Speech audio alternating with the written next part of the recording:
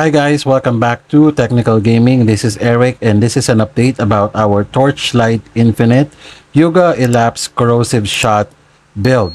So if you haven't watched the first video, I would recommend you to check the playlist in the video description for you to follow with this build. So there are a lot of changes for this build and I'm gonna show it to you. But right now, as you can see, we're able to reach 21 plus billion DPS with this kind of build. Let's go ahead and go over to the gears. And by the way, if you would like to see the build, you can check the video description for the build code as well. And if you would like to jump to other chapters for this video, there's a time stamp there on the video below, so you might want to check on that too. So first of all, let me just go ahead and go over with the gears that we have. So previously we have the other helmet that we use, which is I forgot the name, but for now we actually changed this to this one, and this would actually provide a lot of benefit. It has support skill level, also area damage, together with the chance to gain a barrier for every time or every 5 minutes that you move, together with the affliction effect, and also skill area, because corrosive shot is an area skill as well. Okay, and then let's just go over to the chest. So basically, I would just like to have a simple version of this, but this one is really cheap, so I can afford it to buy this one. I forgot how much it is, but it's really cheap, and it has a support skill level +1 again, so that's why I bought this one. Okay, and also it has 2 active skill level as well. For the necklace, we have this one, affliction effect, erosion resistances, and also some Terra skill as well. Fallen Knight hand gloves, but I tried to change this to a different one, a legendary, the malevolent hand, together with other types of gears or gloves, by the way, but this one still provides a lot of damage to our character, so I just simply stick to this. So for the belt, this is the one that we got. Everything that you can see is from my Gemma Flame of Pleasure build. All the gears came from that character, so I just transfer it over here to this character. And then for the boots, of course, King's Boon, because it has more with less, is more on DOT, but it will have less movement speed, but it's okay. We have Blink as our mobility skill that we can actually move through the map really fast. For the rings, so of course we need to focus on affliction effect, curse, DOT damage, rip. It's much better, just like this one. This one is much better. And then for the pistols, just simply focus on parabolic projectile splits, reap, erosion damage to the gear. I think this one is much better. This one, if you can get this kind of gear, is much better. Critical strike rating is really not necessary, but this is the one that I have. Okay. And then just for the skill, let me just show you real quick the skills we have.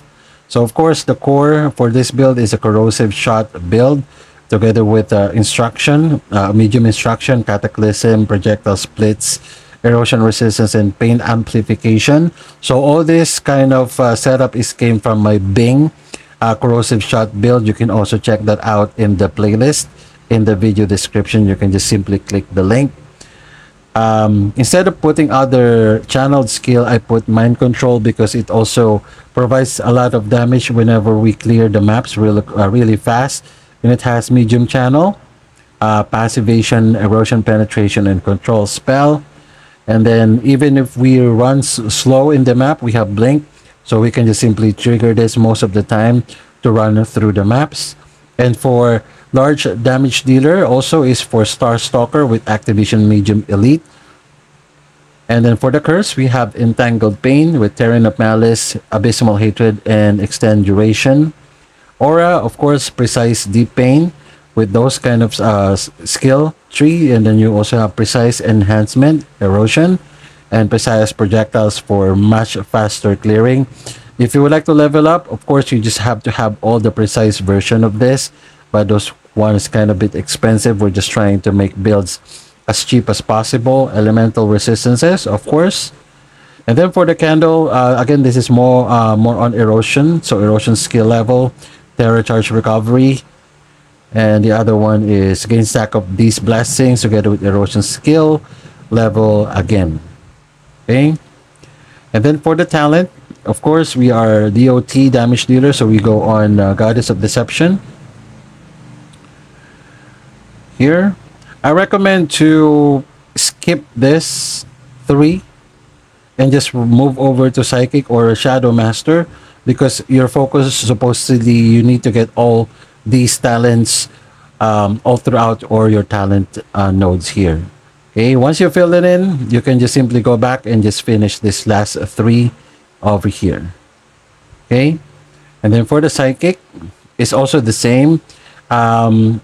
I would highly recommend to skip these curse together with this. I think you can just only go over right over here. Just level 2, then skip putting here, because you would be able to put, after you put this, you can put the re-purification and just jump over to Shadow Master and fill in all the necessary talents that we have over here. Okay? And just go back and just fill in this curse and this last talents once you're done with the Shadow Master talent as well. Okay, again, you can just simply check the build code so you can see it there, so you don't have to take a look on this. Just to give you a showcase with the slates, so we have Twisted Belief, because it provides another skill level for our erosion. And I just simply put in some slates here that came from a Gemma Flame of Pleasure. That's why there's a lot of tenacity blessings there.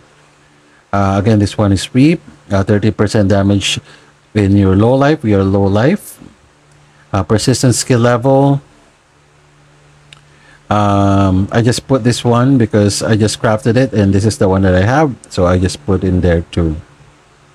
Okay, and then next to our hero trait. So this all done by testing. So put the increase area, because simply because of this skill, the 20% of increase and decrease of skill area is also applied to skill effect duration up to 150%. That's why I put the skill area.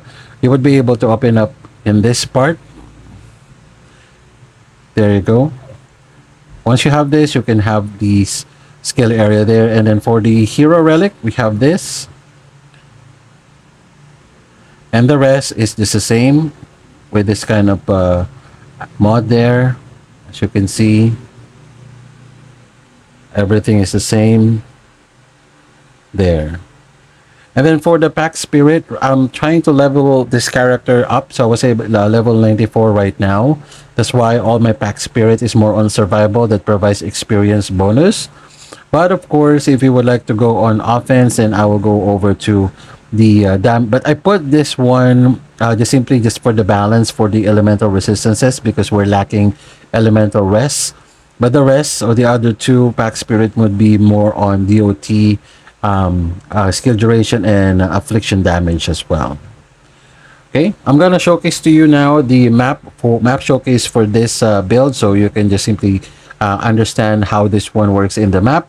If you haven't subscribed to our channel, consider subscribing, because we are currently uploading videos for Torchlight Infinite builds, guides, and updates.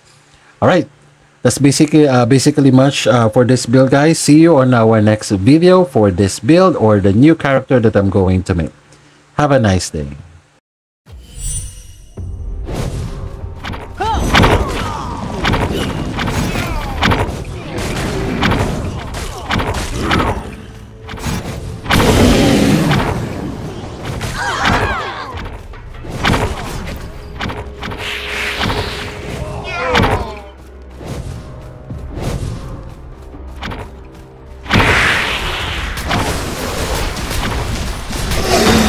Easy.